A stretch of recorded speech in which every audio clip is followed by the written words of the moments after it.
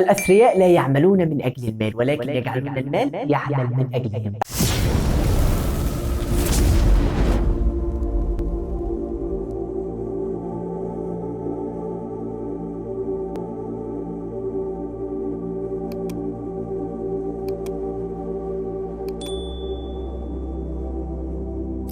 السلام عليكم ورحمة الله وبركاته. أنا إسلام أسامة وأنت تتفرج على قناة فهمني. فكرة القناة إن أنا أقرأ كتاب وأفهمه بحيث إن أنا أوصل لك تجربة أشخاص وصلوا لمكانة معينة وبيحاولوا يسهلوا عليك الطريق. لو حابب تستفاد اشترك في القناة. اتكلمنا في الحلقة اللي فاتت عن آراء الأبوين وإزاي كل واحد فيهم بيحاول ينصح بطريقته الخاصة اللي عاش عليها، وده خلى روبرت قدر يختار ما بين الرأيين. النهارده بقى يا صديقي تعالى نكمل ونشوف إيه الخطوات اللي خدها والنصائح اللي اتعلمها عشان يوصل لحلمه. فيلا كوب قهوة وصلى على النبي وندخل في المفيد. بيقول لك روبرت: وأنا كان عمري 9 سنين قلت لوالد الفقير امتى هكون غني؟ رده: انت ليه عاوز تبقى غني؟ قلت له: لان جيمي صاحبي بيقول لنا ان احنا رايحين نقضي اجازتنا في بيتنا اللي على الشاطئ ومش هناخدك انت وصديقك مايك لانكم فقراء. فلقيته سكت شويه وقال لي: عاوز تبقى ثري؟ استخدم عقلك وكمل في قرايه الجورنال. فبيقول لك انا ما فهمتش اي حاجه من اللي بيقولها لي، يعني ايه استخدم عقلي؟ كانه بيقول لي انا مش عارف ارد عليه. فبيقول لك تاني يوم رحت حكيت الموضوع لمايك واتفقنا ان احنا نكون شركاء في الوصول للثراء، وقعدنا نفكر في اصحابنا اللي عندهم بيت على الشاطئ ازاي هم كده ومعاهم فلوس كتير، وتحمسنا اكتر.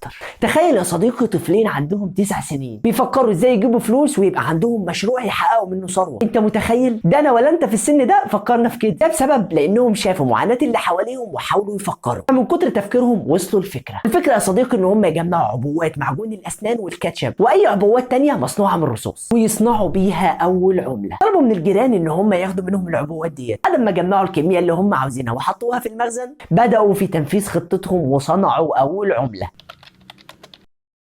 وفي الوقت ده دخل عليهم ابو روبرت اتفاجئ من اللي هم بيعملوه، وللاسف صدمهم ان دي عمله مزوره ومخالف للقانون وما ينفعش يكملوا في اللي هم بيعملوه. بس قال لهم: انا فخور بيكم وان انتوا عاوزين تبقوا حاجه، بس لو عاوزين تكسبوا المال فاسالوا ابو مايك. ابو مايك يا صديقي هو الاب الغني، عنده مشاريعه الخاصه ويمتلك مستودع خاص وشركه انشاءات وسلسله من المتاجر والمطاعم. اتفاجئ مايك: والدي انا؟ ده احنا ما عندناش ولا منزل حلو ولا عربيه جميله زي اصحابي. فقال له: مش ده اللي بيحدد اذا كنت غني ولا لا، فلو انتوا عاوزين تتعلموا فروحوا هو هيعلمكم. اتحمسوا وطلب روبرت من مايك ان هم يحددوا ميعاد مع والده عشان يقابلوه، وبالفعل حددوا ميعاد يوم السبت في المكتب اللي في منزل مايك.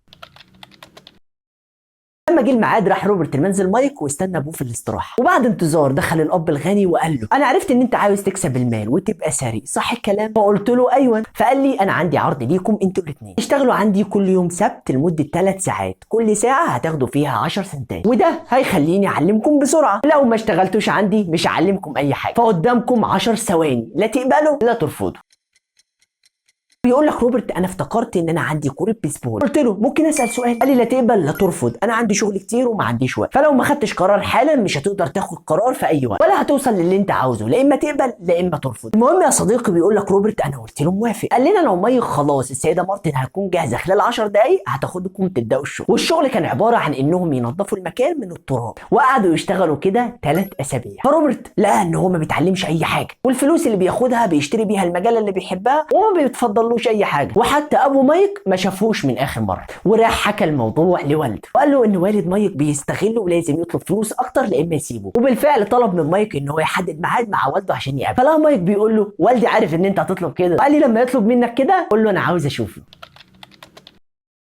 ولما جه يوم السبت راح روبرت عشان يقابله، وبيقول لك استنيته اكتر من ساعه وقاعد متضايق وعلى اعصابي. والموضوع ده يا صديقي بيفكرك بايه؟ ايوه بيفكرك بالاتش ار. لما بتروح تقدم لوظيفه بتسيب السي في بتاعك وبعدين تستنى دورك عشان تعمل المقابله. يبقى شعورك في الوقت ده نفس الشعور اللي كان روبرت. لما جه الميعاد ودخل قال له الاب الغني: طبعا انت جاي عشان تطلب علاوه لا اما تمشي، صح كده؟ قال له: انت قلت هتعلمني وسبت لعبه البيسبول عشان تعلمني، في الاخر ولا قابلتني ولا مره من ساعه ما اشتغلت، لا اتعلمت اي حاجه، انت محتال وجشع. الاب الغني قال له: تمام، انت كده بقيت زي الموظفين اللي عندي، عايزين يشتغلوا وفي الاخر يجوا اخر الشهر يقبضوا مرتب بس مش هتستفاد حاجه، وفي الاخر هتبقى شبههم مستني مرتبك كل اخر شهر ومنتظر كلمه مني. انا بحاول اعلمك الحياه وادفعك عشان تكتشف الحياه وتكتشف مصيرك بنفسك. عايزك تعرف ان الناس قسمين: قسم بيسيب الحياه تمشيه وقسم تاني بيتضايق ويندفع ويغضب، في الاخر بيغضب من رئيس او وظيفه او زوجه، وهيتنيه عايش في دوامه الحياه والوظيفه. الدوامه يا صديقي ان انت لما بتتخنق من شغلك تبدا تقرر اما انك تطاطي عشان المركب تمشي، او انك تسيب الشغل وتدور على شغل تاني. والفكره مش ده هو الحل، ان الشغل التاني ممكن يكون اسوأ من الشغل الاولاني، وما بتفكرش اللحظه انك تعيد النظر وتاخد خطوه جديده. فلو انت ما عندكش شجاعه واستسلمت هتتنيك تدافع طول الحياه. واعرف ان انت ما سعيتش للنجاح، بل اخترت اللعب في الجانب الامن. وعشان كده لما عرفت ان انتوا عاوزين تتعلموا حاجه عن المال، كنت حريص ان انا اعلمكم، بس مش بالكلام، بالحياه الحقيقيه. انا عندي 150 عامل كل هدفهم ان هم ازاي يجمعوا فلوس. محدش فكر يسالني ازاي ابقى ثري، وبما انكم سالتم فحاولت ان انا اخليكم قريبين من الحياه الحقيقيه. فبيقول لك روبرت، قلت له قصاد 10 سنتات، فقال لي توقف عن القاء اللوم، ولو انت حاسس ان انا مشكلتك فغيرني، اما بقى لو انت حاسس ان انت المشكله فحاول تغير نفسك وتتعلم شيء جديد، لان الاشخاص عاوزين الناس تتغير وهم ما بيغيروش من نفسهم. فبيقول لك انا قلت له انا ما فهمتش اي حاجه الا اللي انت بتديني 10 سنتات وانت بخيل وانت المشكله. فقال لي خلاص خليك فاكر ان انا المشكله ومش هتحل حاجه. انت موظف زي معظم الناس اللي بيتنيهم يدوروا على وظيفه جديده تديهم مرتب عالي وفاكرين انها دي هتحل مشكله. مش هتحل حاجه، لان دايما اللي في ايديهم ما بيقضيهمش، وهيتنيهم يدوروا عشان الفلوس، منتظرين العلاوه والزياده في المرتب. وفي ناس بتروح تشتغل شغلانه تانية عشان تجيب فلوس اكتر، وكل ده بمقابل قليل، مع ان ده في نظرهم كتير. وبدا روبرت يقتنع ان ليه والده الغني وصل في النهايه ان هو يكون احد اغنى رجال هواوي، ان ابوه صاحب التعليم العالي بيعاني من اجل الحصول على المال، وفي الاخر مات وهو فقير، لان ده فكر ازاي يفهم طبيعه المال ويسخر المال ليه. والتاني كل همه ان هو يتعلم تعليم عالي ويشوف وظيفه امنه. طب سؤال هنا، ايه من وجهه نظرك يا صديقي الناس بتقبل بالمرتب الضعيف مع ان في حلول تانية؟ تعال نشوف رد الاب الغني. يقول ان في ناس بتقول عليا ان انا بستغلهم عشان بديهم مقابل قليل، حين ان في شركات تانية بتديهم مبالغ كبيره، وده طبعا ما بيحسسنيش بالذنب، لان انا شايف ان المزيد من المال مش هيحل المشكله. وبدليل والدك يا روبرت بياخد مرتب كبير وقصادها بيسدد فواتير وضرائب كتير، وساعات ما بيقدرش يسددها، والناس معروفه عنها لما بيبقى معاهم فلوس كتير فبتزيد نفقاتهم وبتزيد ديونهم. فلو انت عاوز تحصل على المال فخليك في المدرسه بس، اما بقى لو عاوز تخلي المال يشتغل ليك في الحاله دي انا هعلمك. فبيقول لك قلت له هو الناس فعلا مش عاوزه تتعلم ازاي تخلي الفلوس تشتغل ليها؟ فقال له ايوه، وهقول لك ليه.